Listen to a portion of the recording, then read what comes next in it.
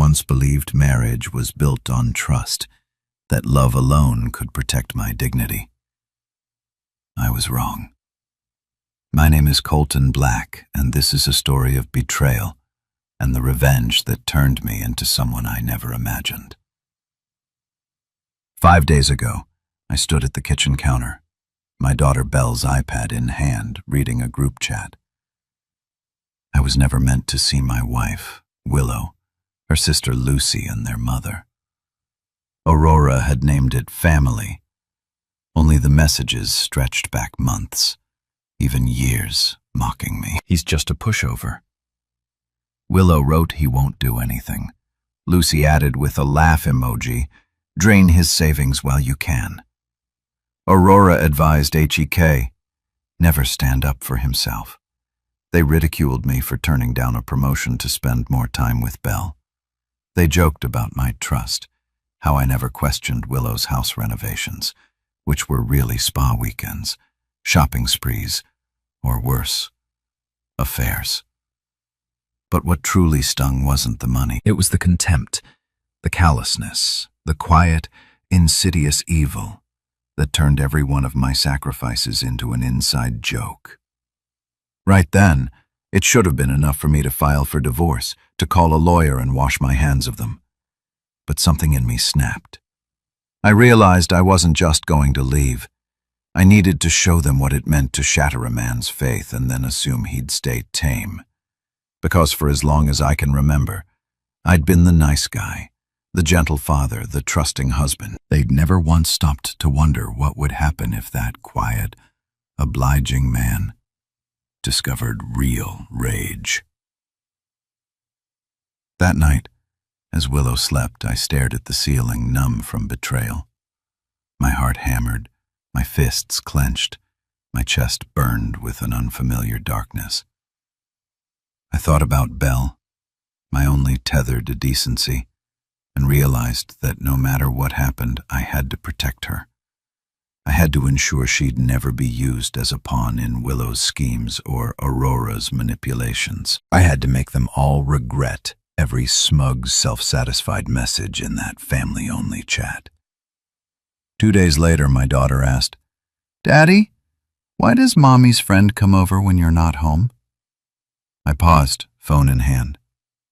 "What friend is that, sweetheart?" "The tall man. He has a ring just like yours. And Mommy's Belle said he comes when you're at work. He always brings Mom coffee and they talk in her room. Sometimes they laugh. I heard Mommy call him Theo or something like that." Theo. The name clicked instantly. Theo Ross, my longtime best friend. We'd grown up together. He'd introduced me to Willow at a birthday barbecue for Lucy. He was always around, always laughing. I suddenly remembered the way Willow used to watch him, the subtle shift in her posture when he was arrived at our gatherings. Before I'd never questioned it, but now the puzzle pieces slotted together. Willow was cheating with my best friend. The cold black tide rose in my gut. After Belle ran off to watch cartoons, I placed a small motion-activated camera in the living room, its lens hidden behind a vase. Willow, too confident in my obliviousness, never noticed. The next day at noon, my phone buzzed while I was supposedly at work. Theo's silver truck pulled up. He let himself in, grinning. The footage showed them kissing in the foyer, curtains wide open. He wore his wedding ring, a cruel reminder of his own marriage to Naomi. For 2 hours they stayed in my bedroom. Then he walked out, straightened his shirt and left. I didn't yell, didn't cry, just stared at the screen, feeling something dark coil inside me. My lawyer had called it financial abuse. Now it was adultery and betrayal by my best friend. That night I overheard Willow on the phone with Aurora. "He was never going to confront me," she laughed. "We'll finalize everything next week. Once we get his bonus, I'll serve him the papers and take the house. What's he going to do?" Cry. My chest tightened. But her arrogance became the match, igniting my rage. No more silence, no more compliance. I would wait, let them push further, then show them what I was truly capable of.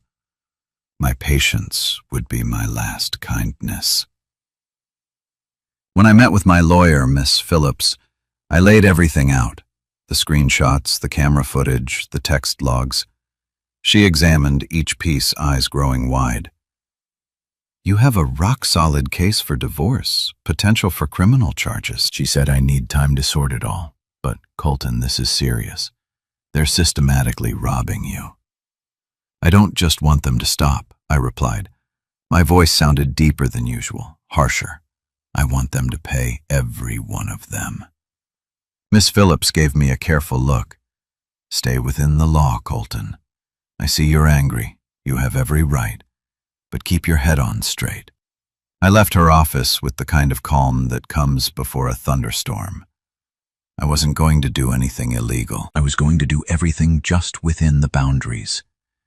But my confrontation with Theo wouldn't be anything a lawyer could sanitize. I was done letting them presume my kindness equaled weakness. Aurora's big family dinner loomed. Willow, Lucy, Aurora, and anyone who was considered an extension of their clan would be there.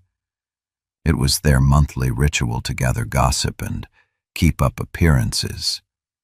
I decided to attend with an elaborate plan in mind. I arranged for Belle to stay with a friend that night.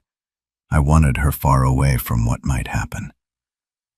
My internal debate was how best to expose them, all of them, when the perfect scenario presented itself. Lucy's husband, Grant, found me at the grocery store and asked, "You coming to the dinner, Min?" His tone was polite, but behind his words was an edge. I wondered how much he knew about Lucy's involvement in stealing from me. Did he know she was funneling my money into hidden accounts? "Yes," I said, managing a small smile, wouldn't miss it. Grant studied me a moment, then he offered a forced laugh. "See you there, buddy." He had no idea what was coming. Neither did the rest of them. Saturday night I arrived at Aurora's Sprawl Inn house, a place that always screamed wealth but only delivered pretense. Tall hedges, pristine driveway, white columns, but behind the polished facade, rot, lies manipulation. Lucy greeted me at the door. "Oh, Colton," she said, wearing a too bright smile. "I'm so glad you could make it. Willow's inside, helping Mom with the roast. It's going to be wonderful." I nodded, looking forward to it. Inside, Aurora and Willow were flitting around the kitchen. Aurora had that matriarchal posture, shoulders back, chin up, as though she were a reigning queen. Willow wore a summery dress, cheeks flushed as though she had been working hard. But she hadn't worked an honest day in years, not since she discovered she could manipulate me for money. "Colton," Willow said, adopting a silky tone. "Sweet of you to come right after a shift. Why don't you sit in the living room? Lucy will bring you something to drink." I forced a calm smile and accepted a glass of iced tea from Lucy, ignoring the dagger-like glances she and her mother exchanged, as if they were orchestrating some elaborate scheme. As we all gathered around the massive dining table, Aurora took charge. "Let's go around and share some highlights of our week," she said. "Willow, darling, why don't you start?" Willow tossed her hair. "Oh, I've been prepping the final details of my business venture. I was going to keep it under wraps, but I can't resist sharing. It's going to bring in substantial revenue. She placed a hand on my arm, counting on my wonderful husband to support me. Arrogance laced every syllable. They thought they had me cornered. A docile spouse, a pliable wallet. They didn't know. I had cameras, bank statements, and piles of evidence stacked neatly in Miss Phillips's office, ready to detonate in divorce court. But the dinner wasn't just about exposing them. I wanted something else too. The raw confrontation, the chance for them to see me, to realize their illusions about me were done. A doorbell interrupted the conversation before Lucy could rise. I calmly stood. "I'll get it." Opening the door, I found a courier I'd hired holding manila envelopes. I gave him a polite nod and he vanished. The family stared perplexed. As I entered with those envelopes, each labeled with someone's name, my heart hammered. I could feel the blood roaring in my ears, but outwardly I was serene. "Before dessert, I'd like to share something with everyone," I said, placing the envelopes by each plate. "What's this about?" Aurora demanded, eyes narrowing. "Go ahead," I said. "Open them." They did one by one. Gasps, curses, wide-eyed horror spread around the table. Willow's face turned white. Lucy's mouth literally fell open. Aurora's lips thinned into a taut, bloodless line. Even Grant, Lucy's husband, looked shaken, flipping through page after page of logs, statements, screenshots, and photos. It was all there. Bank statements showing tens of thousands siphoned from my personal accounts, allegedly for home renovations. Screen captures from the family-only chat mocking me, strategizing how to bleed me dry. Images of Theo arriving at my home on days I was out working, time-stamped. Dated correspondences between Lucy and Willow about the divorce plan once they secured my annual bonus. Aurora's emails, orchestrating these manipulations for maximum gain. "What the hell is this?" Lucy hissed, her voice trembling. Willow's eyes brimmed with panic. "Colton, why would you do this? This is private. Stephen from me was also private," I said, voice resonating in the hush. "Cheating with my best friend was, I suppose, your business too, but you made it mine. When you made a fool out of me," Aurora thumped the table. "You had no right." "I had every right," I countered, leaning forward, glaring at the woman who taught my wife how to con me. "You think you can rob me blind and degrade me behind my back? I do have a right to gather evidence, Aurora, and I did." Thoroughly across the table, Lucy's husband, Grant, looked like someone had punched him in the stomach. "Lucy, is this? Are these bank logs for our account?" Lucy shrank back, stammering, "Grant, honey, it's not what it looks like." "You're funneling his money. My money." He held up a page. "You took out a second mortgage on our home." Lucy didn't answer. She stared at me, face twisted. "You bastard," she whispered. "You've ruined everything." "No." "Lucy," I said quietly, "you ruined everything. I just made sure you wouldn't get away with it." Suddenly, from the foyer came the ring of the doorbell. Again, my blood turned to ice. Another uninvited guest. Part of me already knew who it might be. I'd half expected him to show, though I hadn't invited him. Willow jumped to her feet, hastily smoothing her dress. I'll get it," she stammered. I followed her, the entire family trailing behind. As Willow flung open the door, there stood Theo Ross, looking uncertain but determined. He wore a black leather jacket, hair disheveled, and on his face was an expression that wavered between guilt and defiance. "Willow," he said softly, "I wanted to talk." He caught sight of me over her shoulder, eyes widening. "Colton," he said, swallowing. "Look, man, I know how this looks." I felt an electric jolt of fury. That was my best friend. His voice was so familiar, so loaded with memories. Camping trips, high school pranks, best man speeches, all turned toxic. My jaw clenched so hard I thought my teeth might crack. "Why are you here, Theo?" I asked, my tone deceptively calm. He glanced at Willow. I came to manipulate me further." My voice rose to vault into my home again, "while I'm away."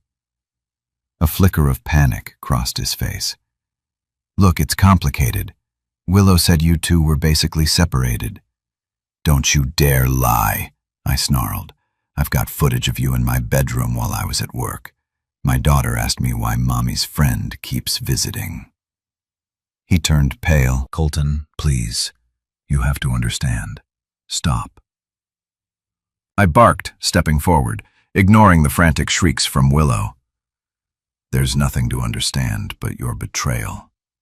The old me, the pushover, would have tried to reason or walk away, but that quiet, compliant man had snapped. The moment I saw my so-called best friend with his hands around my wife in my own home, my fists tightened.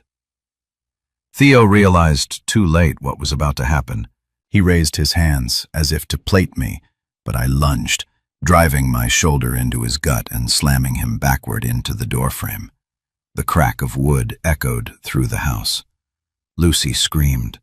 Aurora yelled, "Stop this madness!" But I wasn't listening. I grabbed a handful of Theo's jacket and swung a wild punch that connected with his jaw. The pain in my knuckles flared, but it felt good. Almost too good. Theo stumbled and I advanced, hooking a second blow across his face. He tried to regain balance, stepping sideways off the threshold and onto the front porch. Colton, this is insane. It's justice, I hissed, heart pounding. All those times you shook my hand, smiling while you went behind my back. Did you think I'd just lie down and take it forever? He attempted to grab my arm, but I twisted away and delivered a hard kick to the back of his knee. He collapsed, cursing.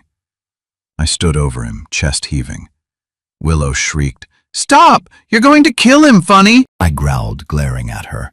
You never worried about me, only him. My entire body shook with adrenaline. Theo coughed, spitting blood onto the porch. It wasn't enough to quell my wrath. Images of him smiling at barbecues, making jokes at my expense while sleeping with my wife, flooded my mind. I bent down, grabbing a fistful of his hair. "You're done," I whispered, voice trembling with fury. "You hear me? Done." Before I could land another blow, I felt strong arms clamp around my chest. Grant and someone else pulling me off. "Colton, that's enough!" Grant panted. "Yoon, not worth it, man." Theo struggled to stand, leaning against the porch rail, blood trickling from his mouth. His eyes shone with terror. He'd never seen me like this. None of them had. I let Grant and the others drag me back inside, my breath coming in ragged gasps. Willow rushed to Theo's side, ignoring the meltdown of her mother and sister. Aurora was shouting about calling the police. "Call them," I spat. "We'll see how they like the evidence I've collected on your entire family." "Go ahead, Aurora." She froze, phone half raised. "You're threatening us? Threatening?" I let out a bitter laugh. "No, just stating a fact. If you call the police, you'll all face a tsunami of charges for fraud, theft, conspiracy, maybe more. I'll be arrested for assault, sure, but at least I'll know every dirty secret of yours is on the record. And I promise, I'll walk out of that station far quicker than you'll wiggle your way out of your charges." For a long moment, no one moved. Lucy collapsed onto a chair, face in her hands. Aurora glared but said nothing, phone dropping to her side. The only sound was Willow sobbing by Theo's side as he wiped blood from his split. Lip Grant, exasperated, rubbed his face. "This is insane, Lucy. Did you really conspire with them to steal money from Colton?" She nodded tearfully, then spat at me in sudden rage. "You didn't have to do this publicly. Couldn't you just leave quietly?" "Why should I?" I shot back, gesturing wildly. "Why should I go quietly after what you all did? It was never enough just to cheat me out of money, was it? You had to degrade me, laugh at me, call me a pushover in your private chat. Did you ever consider what happens when a so-called pushover pushes back?" Silence. Even Aurora, normally brimming with snide remarks, said nothing. The air crackled with tension as the entire foundation of their manipulative little world caved in. Willow helped Theo wobble inside and sank him onto the sofa. He avoided my gaze, gingerly feeling his swollen cheek. She turned toward me, tears streaking her face. "Colton, I'm sorry," she whispered, voice shaky. It just happened. Theo was there and you." She swallowed hard. "You've always been distant. I felt alone in the marriage." "Don't you dare blame this on me. I hissed when you needed money. I gave it when you needed time. I gave that too. I gave you everything, Willow, and you all mocked me for it. You planned this." A flash of anger lit her eyes. "Fine. You know what? Yes, we mocked you. You were too stupid to see it.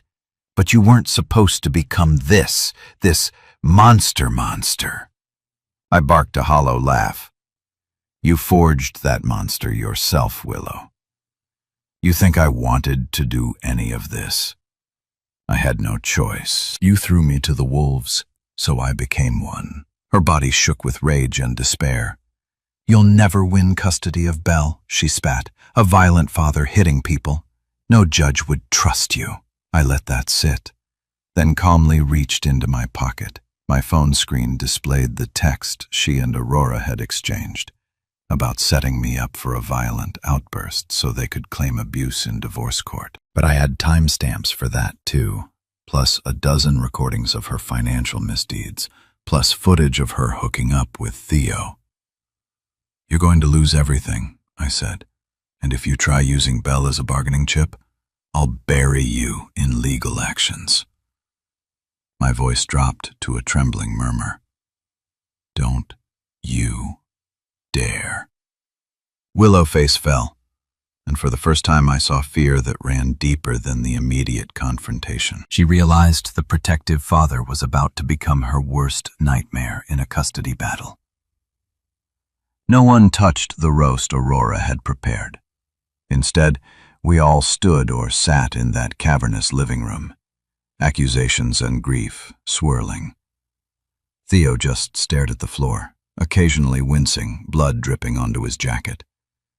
Lucy kept sobbing. Aurora's face was grim, her carefully composed facade ruined. Finally, Aurora cleared her throat, voice trembling with forced composure. "Let's everyone calm down, Colton. Perhaps we can discuss terms. We all family, after all." "Not anymore," I said, unwavering. "I won't settle this privately. You've left me no choice." Grant stared at Lucy. "I can't believe you did this. Our finances, our life, for this scam?" Lucy looked helpless. "Mom said it was guaranteed." Willow said, "You'd never even know." I. She broke down, tears streaming, but I felt no pity. Her tears were for being caught, not remorse for the harm inflicted. Aurora rubbed her temples, eyes flitting to me. "There must be a way out. We can repay. You apologize. Repay me with what I demanded. The money you spent is gone. I see no apology forthcoming. That isn't laced with more lies." Her lips pressed tight. "We just need to think carefully." I cut her off. "Here's what's going to happen. I've already filed for divorce. The court documents are done. You'll be served soon enough. All I need now is to ensure Belle's best interests. As for the fraud, that's a separate matter. My attorney is preparing to file criminal charges. Your family-only group chat will be a delightful highlight for the prosecution, especially the parts about forging my signature and stealing my funds." Aurora's cheeks flushed. "You would send the mother of your child to prison. You are a monster." "She's the one who dragged herself there," I said coolly. "But maybe a plea bargain is possible. You have to talk to your lawyers." Lucy clutched at her stomach, looking ill. "What about me?" I glanced at her. "Grant, if you want to come with me, I'll introduce you to my lawyer. You can see the evidence yourself." He nodded mutely, clearly devastated. Lucy seemed to shrink smaller into the armchair. I almost felt sorry for him. He'd married into this den of vipers, just like I had. Theo managed to stand, leaning on Willow. He tried to meet my eyes. "Colton, He had nothing left to say, nothing that could fix this. I turned my back on him. The assault, the adrenaline still pumping, had offered me a grim satisfaction. I had become something I never thought I could be. Someone who sees betrayal and answers with brutality. I pointed at Aurora. "Don't bother calling me. Don't even attempt to manipulate Belle behind my back. You so much as speak her name in the wrong tone, and I'll have the police swarming your doorstep. Understood?" She swallowed, fear flickering in her gaze. "Yes." I turned to Willow. Her tears had stopped, replaced by a hollow stare. "Pack your things from my house," I said quietly. "Stay with your mother, or stay with him." I jerked my chin at Theo, "But you do not set foot in that house unless it's scheduled visitation, or you come with an officer to retrieve your belongings. Consider your comfortable life done." Willow opened her mouth, then shut it. She was beaten, and she knew it. Within days, Miss Phillips filed an avalanche of paperwork. Restraining orders, custody motions, lawsuits for fraud and theft. Lucy's husband worked with us, unveiling more hidden funds, more creative ways. Aurora and Willow had stolen the net, closed in rapidly. Theo tried calling me. Once I didn't answer, he left a voicemail. "I know I messed up, but we can't let it end like this. We've been friends since." I deleted it, never replying. Some betrayals can't be forgiven. News spread fast. Willow's mother, Aurora, ended up under investigation for orchestrating multiple financial schemes over the years, including forging other family members' signatures for of credit. Lucy's meltdown intensified when Grant froze their accounts, launching his own suits against her. Their lavish lifestyle collapsed. As for Theo, his wife Naomi found out she'd suspected something, but never guessed it would be me who uncovered it. She filed for divorce and took their 2 kids. She also took a scorched earth approach, calling every mutual acquaintance and letting them know what Theo had done.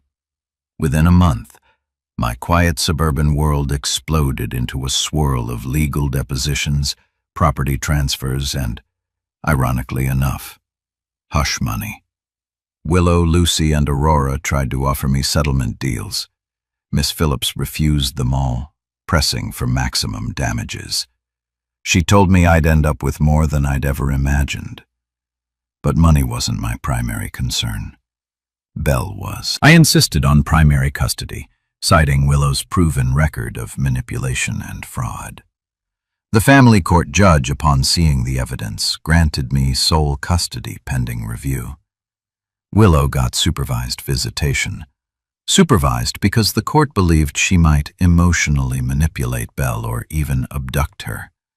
It was an extreme measure, but her betrayal went beyond finances. She'd plotted to use Belle as leverage in the divorce. That was enough to turn the tide in my favor. Weeks turned into months. I found a new house in a decent neighborhood. Less fancy, more honest. Painted Belle's room the color of her choice. Signed her up for after-school art programs. I tried to give her as normal a life as possible. Willow tried to rebrand herself as a victim in front of the judge, claiming my violent outburst at Aurora's house proved I was an unfit father. But Miss Phillips systematically dismantled that argument with the evidence of Willow's affair, plus months of text messages in which Willow joked about intentionally provoking me to use it against him. Later, the court had little sympathy for Willow or her mother. Charges related to theft and fraud were still pending, and I was prepared to testify against them, if it came down to it. One night, after a custody hearing, Willow confronted me in the courthouse hallway. Her mascara had run, her hair was unkempt, and she looked like she hadn't slept in days. "Colton," she said softly, "I'm sorry for everything. I know it might be too late, but I don't want to lose Belle. You have to understand I never meant stop." I said, my voice cutting, "I'm not that gullible man anymore." She started crying. The old me would have consoled her, apologized for her tears, but I just stared, thinking of how she'd forced Belle to lie about me, how she'd planned to bleed our accounts, how she'd mocked me. "You set this in motion," I said coldly. "Deal with it." Then I walked away. Theo cornered me outside a local diner a week later, his face still bearing a faint scar on the cheek. Where I'd struck him, he looked thinner, cheeks hollow, as if life had wrung him out. "Colton," he said, voice quavering, "I just want to say, I'm sorry. I lost everything. Naomi, my kids, my job. I messed up. I was drunk or stupid or both. Willow needed someone, and I was." I slammed the car door behind me, stepping closer until we were face to face. He flinched. "You took advantage," I hissed, "and you did it for months, not just one drunken night." He swallowed, shame rolling off him. "I can't take it back," he whispered. "But we were friends for so long. If you can find it in your heart to forgive you," I let out a harsh laugh. "I gave you my trust, Theo. You spit on it. You want my pity. Now that you've lost your family, I have none left to give." He nodded, tears brimming in his eyes. "Fair enough. I won't bother you again." And then, in a moment of final desperation, he touched my arm. I almost punched him again. "Please," he said, "if you see Naomi, can you tell her I'm sorry?" I shrugged him off. "That's your business. You want redemption? Earn it, but you won't get it from me." He left, shoulders hunched, a broken shell of the arrogant friend I once knew. And maybe somewhere beneath the hatred, I felt a flicker of sadness for what we'd been. Childhood buddies forever. But he'd crushed that bond. So I let him vanish from my life without another word. A few months later, the divorce was finalized. I was awarded the majority of our marital assets, including a lump sum from the sale of our old house, some of which had to be forcibly reclaimed through legal means. Willow faced criminal charges along with Lucy and Aurora. Plea bargains were in the works. Belle, meanwhile, was thriving.